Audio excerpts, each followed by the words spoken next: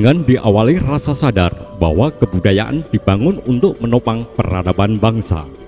Bangsa yang beradab, bangsa yang mampu menyelesaikan problematik di dalam bangsa itu sendiri, tanpa menimbulkan gejolak perlawanan antara rakyat dengan penyelenggara negara. Zaman inilah yang penuh dialami di kerajaan Majapahit pada era Prabu Hayam Wuruk dengan Mahapatih Gajah Mada. Dalam jejak negara Kertagama kali ini, kita awali dari pengembangan data yang diperoleh dari berbagai ilmuwan, yaitu mengenai kota praja Majapahit.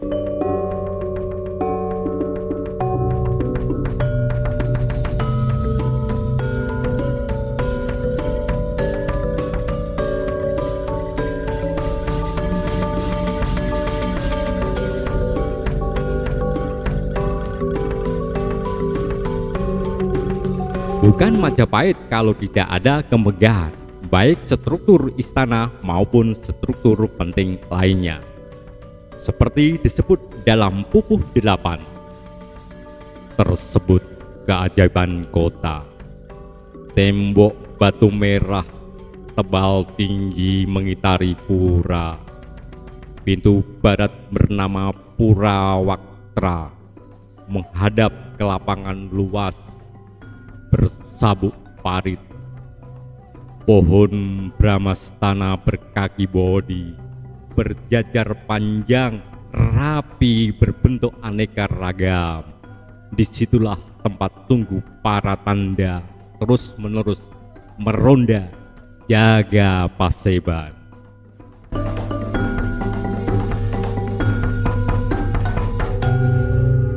Di sebelah utara bertegak gapura permai dengan pintu besi penuh berukir. Di sebelah timur panggung luhur, lantainya berlapis batu putih mengkilap. Di bagian utara, di selatan peken, rumah berjejal jauh memanjang sangat indah. Di selatan jalan perempat, balai prajurit, tempat pertemuan tiap Jaitra.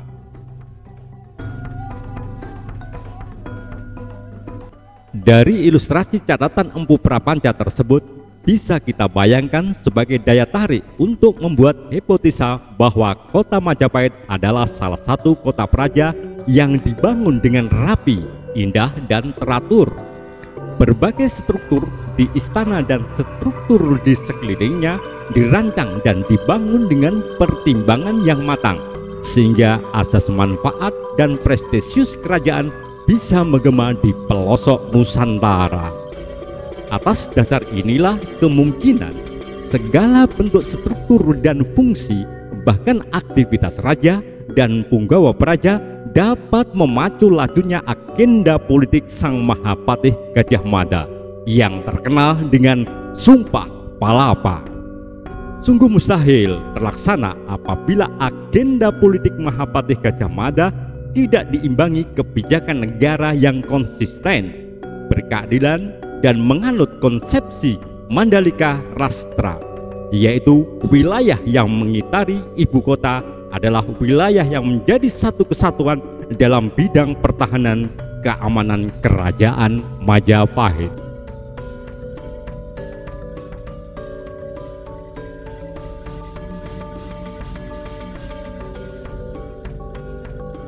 Hingga sampai saat ini, kota Majapahit tetap menjadi isu yang menarik bagi ilmuwan dan masyarakat umum.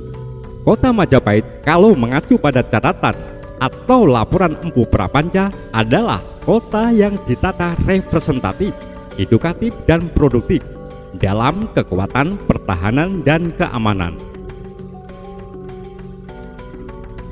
Mandala Desantara hingga Mandalika Rastra, penerapan yang tidak hanya sekedar uji coba, namun lewat pemikiran yang akhirnya bisa diwujudkan dengan cara kerja keras, semangat, dan tetap tunduk pada pengabdian negara yang tulus. Begitulah kiprah dari Mahapatih Amangkubumi Gajah Mada. Untuk memperkuat dugaan bahwa istana dan kota Majapahit berada di sekitar Trowulan, berikut ada beberapa pupuh dalam Kitab Negara Kertagama yang menyebutkan tempat tersebut hingga saat ini masih ada, walau bentuk struktur dan peninggalan lainnya sudah runtuh akibat fenomena alam atau ulah manusia.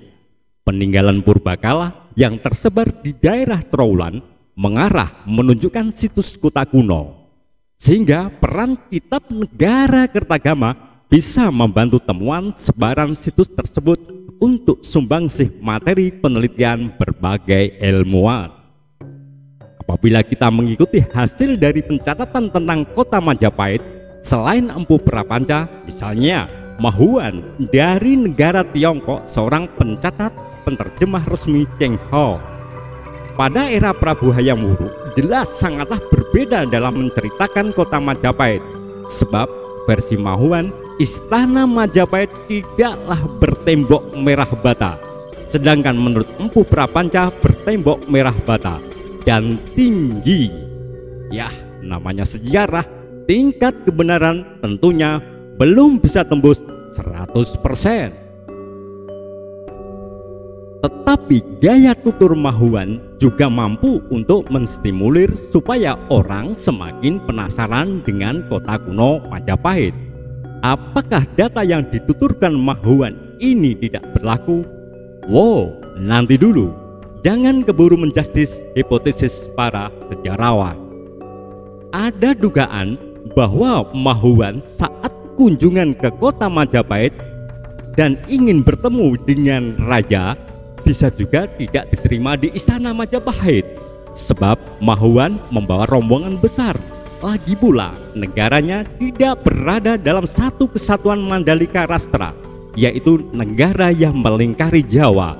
Maka strategi pengalian perhatian kota Majapahit sungguh bijak dalam menentukan keselamatan raja dan negara. Sandi negara Majapahit ternyata bekerja sungguh dan bukan sandi negara seperti api dalam sekam.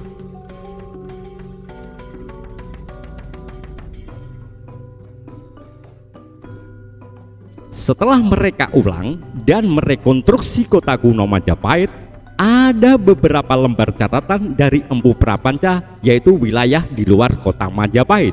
Tetapi setiap bulan Caitra, Prabu Hayam Wuruk selalu kunjungan ke tempat tersebut, yaitu daerah Wewe, Pikatan, dan Candi Limo. Wewe hingga saat ini masih ada. Dusun Wewe, Desa Bening, Kecamatan Gondang, Kabupaten Mojokerto. Sebuah kampung yang tenang dengan dihiasi hamparan lahan pertanian yang subur. Dan di tempat ini juga banyak ditemukan pecahan terakota. Maka kalau dikaitkan dengan jarak ibu kota Majapahit kurang lebih 8 km, tentunya tempat tersebut adalah tempat yang paling strategis untuk kepentingan refreshing sambil menikmati keindahan alam sekaligus melihat langsung hasil pertanian, terutama makanan pokok beras. Konon Majapahit terkenal dengan ekspor rempah dan makanan pokok. Bisa juga kita tarik dugaan bahwa sekitar Wewe adalah pusat penghasilan tanaman pangan, sehingga Majapahit mampu swasembada pangan. Pikatan adalah daerah yang berdekatan dengan Wewe. Apakah pada masa itu bagian dari desa atau masih tetap seperti sekarang sebagai aliran sungai yang menuju ke Kali Berantas? Bisa juga tersier dari jalur rempah di masa Majapahit. Sebenarnya wilayah ini juga dilengkapi sebuah waduk Burno yang letaknya di Dusun Jati Ombo, Desa Burno, Kecamatan Jatirejo, Kabupaten Mojokerto, sebagai penunjang konsepsi dan langkah strategis dalam penyeimbang tata laksana swasembada pangan Kerajaan Majapahit. Kecerdasan pemilihan lokasi tersebut hingga ini masih bisa dilihat kesuburan tanah pertanian di sekitarnya. Maka pilihan tujuan kunjungan Prabu Hayam Wuruk tentu mempunyai maksud dan tujuan untuk kemakmuran rakyatnya, atau juga menyambung urusan kisah asmara.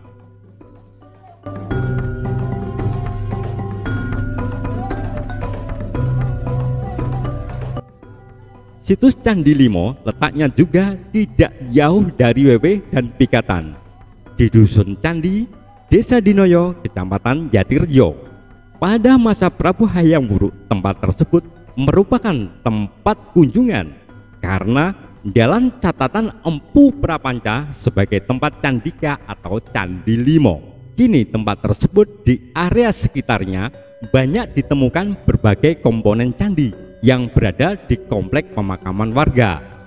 Ada juga yang digunakan sebagai penghias gapura jalan masyarakat Dinoyo.